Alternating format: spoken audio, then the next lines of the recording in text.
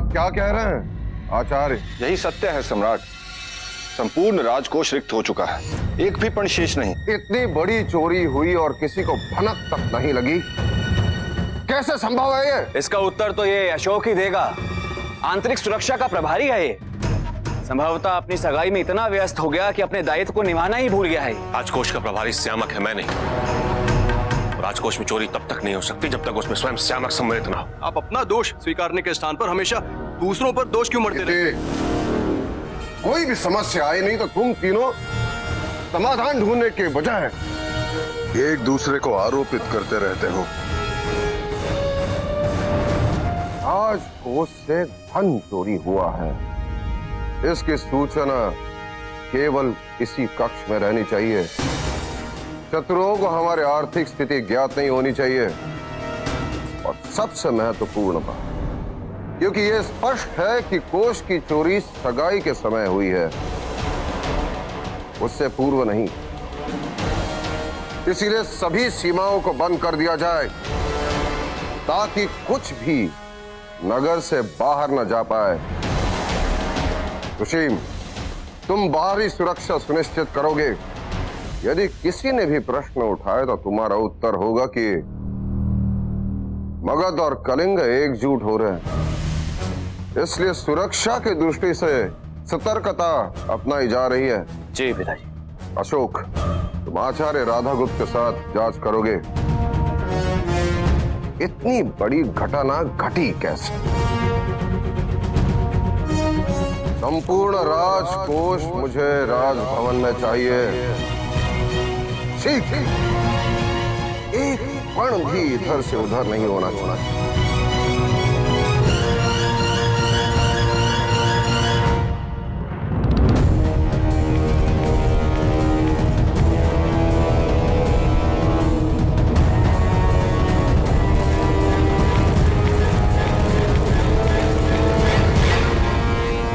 भवन से यदि कुछ बाहर गया तो वो है राजकुमारी की पालकी और उन्हें दिए गए उपहार।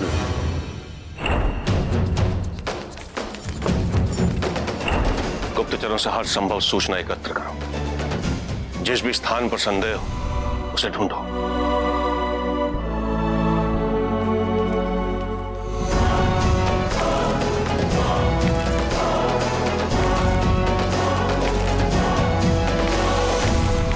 ये क्या कर रही हो? इस प्रकार मुझे अपने कक्ष में खींचना जानती हो कितना जोखिम भरा हो सकता है। कुछ महत्वपूर्ण था तो। इतना महत्वपूर्ण है कि तू सोच भी नहीं सकता। राजकोष का दान कहाँ है मुझे पता। तुम्हें पता है कहाँ है राजकोष? किसने चुराया? श्यामक और सुशीम ये ऐसा कर सकते। श्यामक और सुशीम? किंतु तुम्हें ही कैसे पता? क्योंकि उन्हें मैंने कहा था। तुमने क्यों? तरीका गला था मेरा, लेकिन सोच नहीं। और मुझे भी इसका डर भी नहीं है। याद रहे कि राजकोष को चुराने के षड्यंत्र में मैं तुम्हें मृत्युदंड भी दे सकता हूँ।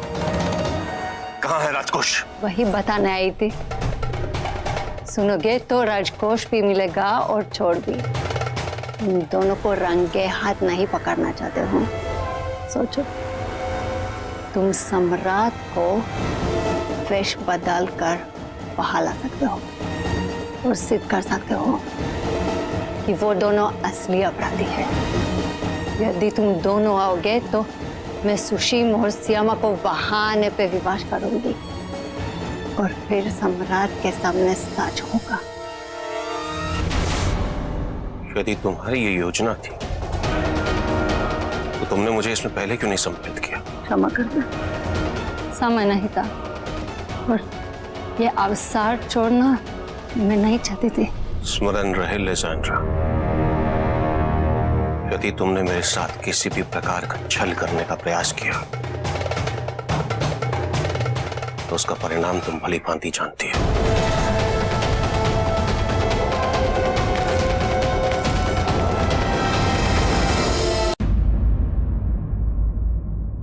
किंतु अशोक को यह सब ज्ञात हुआ कैसे? तुमने जल्दी कुछ नहीं किया तो अशोक जैसे कौन न कर ले गया था वैसे राजकोष का दान भी ले जाएगा। समय नहीं है, तुरंत राजकोष को देवी के मंदिर से हटाना होगा।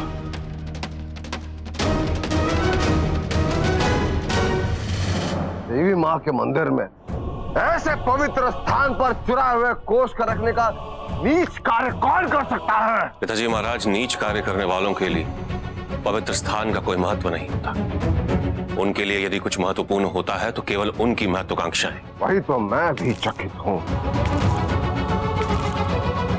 कि ऐसा महत्वाकांक्षी कौन है जिसने ये किया है। इस भवन में ही ऐसे दो व्यक्ति हैं, श्यामक और सुशील। अशोक, तुम पुनः वही। पिताजी महाराज, मैं जानता हूं कि मुझ पर और मेरी बातों पर विश्वास करना आपके लिए अत्यंत कठिन है, किंतु एक बार, बस एक बार वैसा करिए जैसा मैं कहता हूं। आप मेरे साथ उस देवी के मंदिर में अपना वेश परिवर्तित करके चलिए। उसी क्षण आपके समक्ष संपूर्ण सत्य प्रकट हो जाएगा।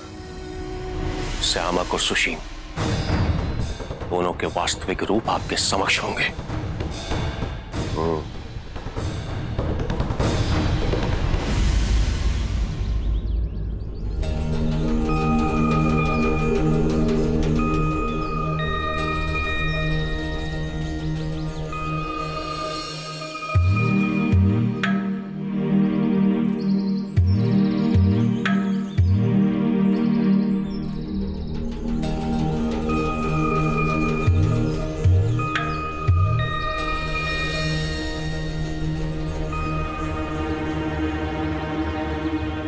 क्या जिज्ञासा है तुम्हारी? बाबा, मेरे मित्रों की कुंडली देखकर बताइए कि इनके विवाह की शुभ घड़ी कौन सी होगी।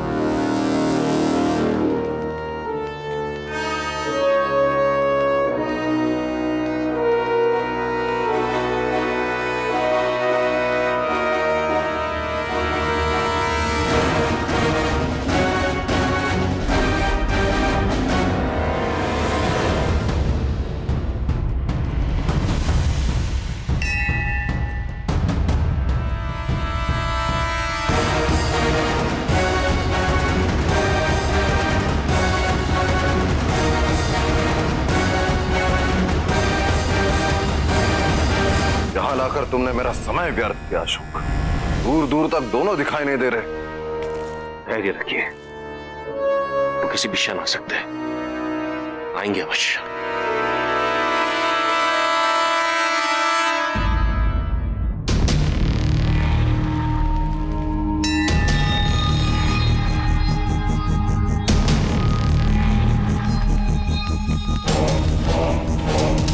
पिताजी महाराज, घंट के पास देखिए।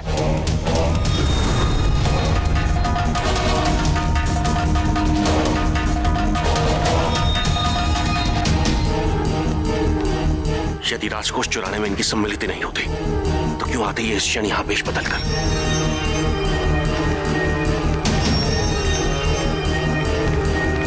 हटो मेरे मार्ग से। क्यों, तुम्हारा कोष लूटा जा रहा है क्या सुशील?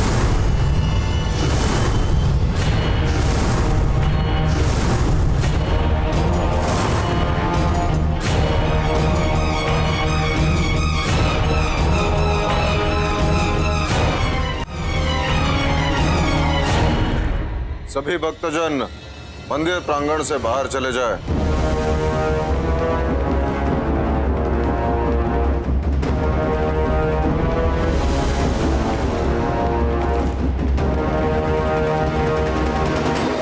क्यों किया तुम दोनों ने ऐसा?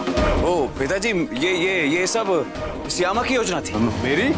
हाँ, यही था जो योजना चाहे किसी की भी, दंड तो दोनों को एक ही मिले।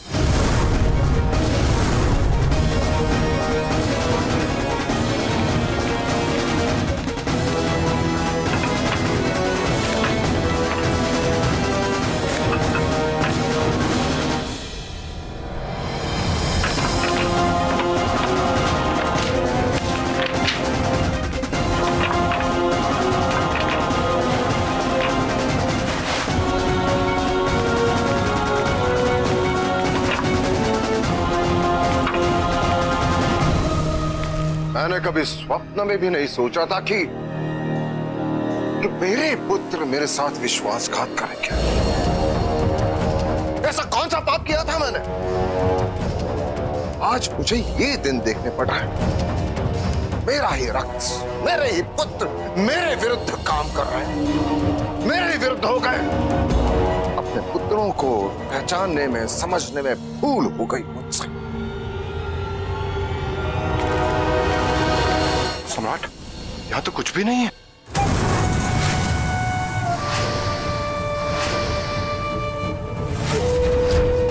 आचार्य, ये कैसे संभव है? मेरे सूत्रों के अनुसार राजकोष यही होना चाहिए था। सत्य बताओ, कहां है राजकोष? कौन सा राजकोष पिताजी? वही राजकोष जो तुमने चुरा कर यहाँ छिपा के रखा है, जिसे लेने के लिए तुम यहाँ आए हो। नहीं पिताजी, मैं तो यहाँ पर देवी माँ के दर्शन करने आया हूँ। तुम्हें देवी माँ में कब से श्रद्धा होने लगी? निश्चित ही भैया सुशीम की दे ईश्वर में कोई आस्था नहीं है, किंतु चूंकि वो राजकुमारी चंदा से विवाह करने जा रहे हैं और वो धार्मिक प्रवृत्ति की, तो बस मैंने इनसे कहा कि आप भी अभी से देवी देवताओं के पूजा पाठ के अभ्यस्त हो जाइए तो अच्छा है। बस यही मेरी योजना थी और इसी के लिए ये कुछ समय पूर्व मुझ पर आरोप लगा रहे थे। मैं चाहता था कि भैया सुशीम अपने जीवन का एक नया चरण शुरू करने जा रहे हैं, तो नई ऊर्जा और ईश्वर के आशीर्वाद से करें तो अच्छा है। बस इसीलिए मैंने यहाँ लेकर आ रहा था पिताजी महाराज। किंतु भेष बदलने की क्या आवश्यकता? क्योंकि पिताजी, मैं ढिंढोरा नहीं पीटना चाहता था कि मैं क्या कर रहा हूँ। पिताजी, भला मैं अपने घर में चोरी क्यों करूंगा? क्यों चुराऊंगा मैं अपना ही राजकोष? आपने ऐसा सोच भी कैसे लिया पिताजी? सच में पिताजी, आप कान के कच्चे हैं। अशोक ने कहा, आपने मान लिया।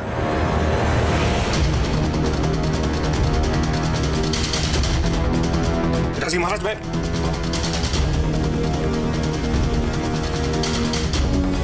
अशोक,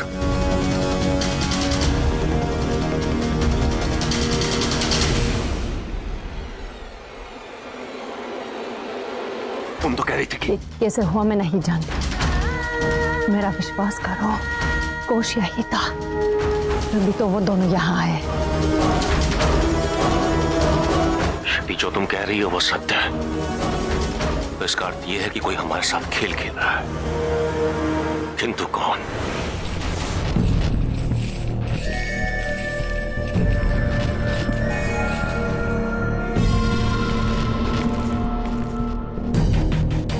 मगध और कलिंग के गठजोड़ की अनुमति मैं कभी नहीं दूंगा। इसके लिए चाहे मुझे कुछ भी करना पड़े, इस राजसी विवाह को संबंधों की रणभूमि में परिवर्तित कर दूंगा मैं। ऐसा महासंग्राम होगा कि मगध अपने अस्तित्व के लिए तरसेगा।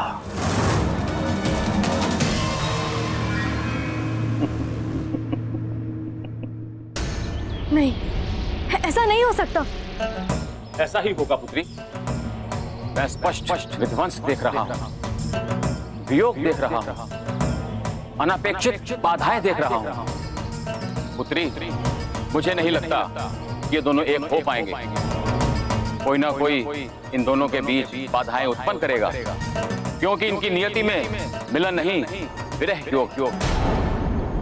और कोई इनका अपना ही इन दो प्रेम करने वालों को विलग करने की भूमिका निभाएगा।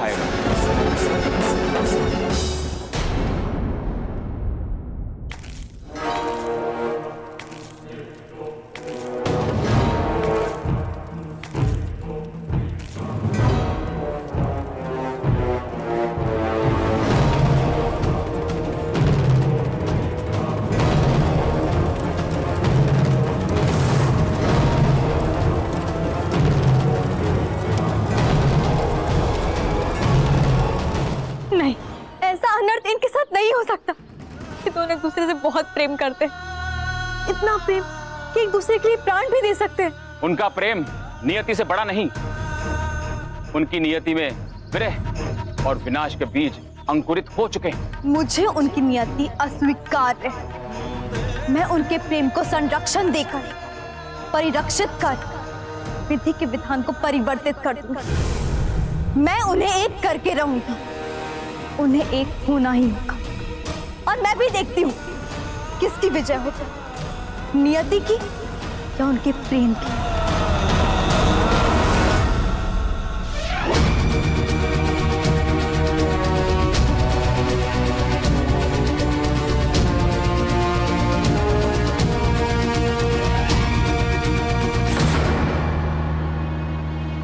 सुशीम और श्यामा की प्रतिक्रिया से यह लग रहा था कि वो दोनों भी अचंभित थे कि राजकोष कहां चला गया। अब तो वो भी नहीं जानते कि राजकोष कहां है। आचार्य, मैं आपसे कह रहा हूं, कोई तीसरा व्यक्ति है जो जानता था कि राजकोष कहां छुपाया जाएगा और उसी ने इस परिस्थिति का लाभ उठाया, और वो व्यक्ति अवश्य राजभवन का ही है। कि वो है कौन?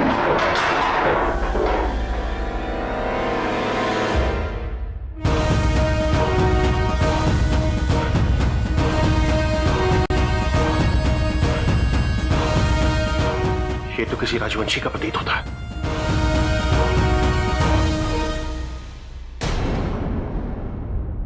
केवलनाथ,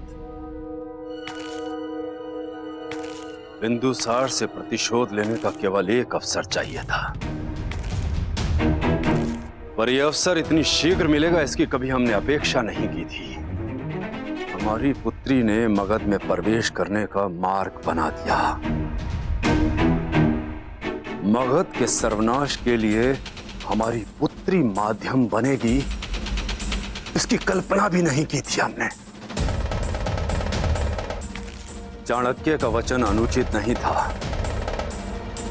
चाणक्य कहते थे कि घने से घने वन को नष्ट करने के लिए केवल एक सूखे वृक्ष को अग्नि देने की आवश्यकता होती है। उसी प्रकार जिस तरह एक पापी पुत्र पूरे वंश का सर्वनाश कर देता है, और बिंदुसार के तो दो पापी पुत्र हैं, दो एक सुशीम और एक श्यामक। ईश्वर की भी यही इच्छा होगी, इसीलिए तो सही समय पर मैंने उन दोनों को बात करते सुन लिया। पाटलिपुत्र से प्रस्थान लेने वाली राजकुमारियों के साथ जो वाहन जा रहे हैं, उनमें कोष से भरे उपहार भरे जा रहे हैं। राजकोष यहीं रहेगा पाटलिपुत्र में, और अब तक तो हमारे सैनिक उसे मंदिर में छुपा भी चुके होंगे। अशोक को बचपन से ही अपने दोनों भाइयों पर संदेह रहा है। कोष लुप्त होने के पश्चात मुझे विश्वास है सुशीम और श्यामक दोनों एक दूसरे पर संदेह करेंगे, दोनों में फूट पड़ेगी और दोनों ही एक दूसरे को मार डालेंगे। उसके पश्चात हम मगध में महासंग्राम छेड़ देंगे और सर्वनाश कर देंगे मगध का। इस षड्यंत्र के रचिता हम हैं, किसी को ज्ञात ही नहीं होगा।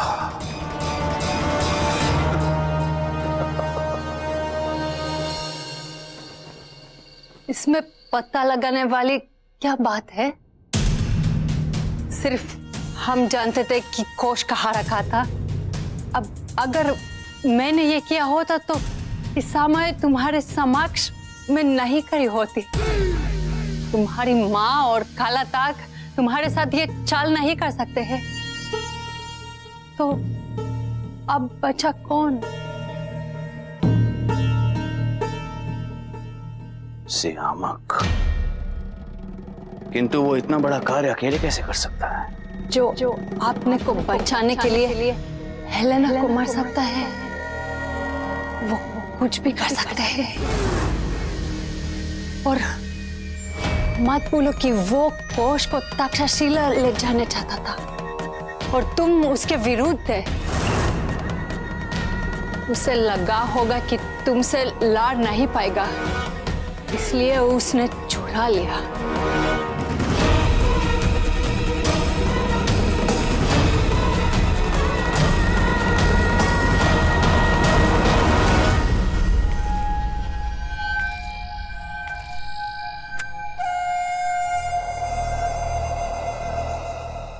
एक बार फिर असफल हो गया हूं मैं। आप दोनों को फिर से निराश कर दिया है मैं। यामक, हो गया क्या? आसघात किया क्या तूने मेरे साथ? चेतावनी दी थी ना मैंने तुझे, सुशीम के साथ छल मत करना, बोला था ना। बोल, मेरा धन कहाँ छुपा के रखा है? बोल बोल। अभी भ्रष्ट हो गई है क्या आपकी? मुझे उसके बारे में कैसे पता होगा? ये क्या कर रहे हैं आप? मैं आपके साथ हूं। मैं भी अभी तक यही सोचता था सियामत। मैं आपके साथ विश्वासघात क्यों करूं? विश्वासघात तो तेरी धमनियों में दौड़ता है सियामक। भूल गया अपनी माँ को, अपने नाना को उन्होंने क्या किया था?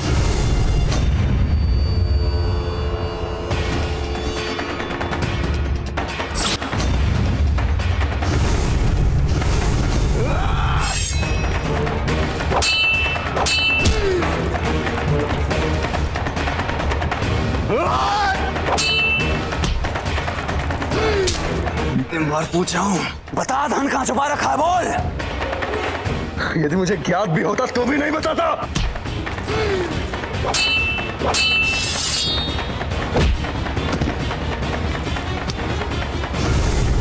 सुशीम,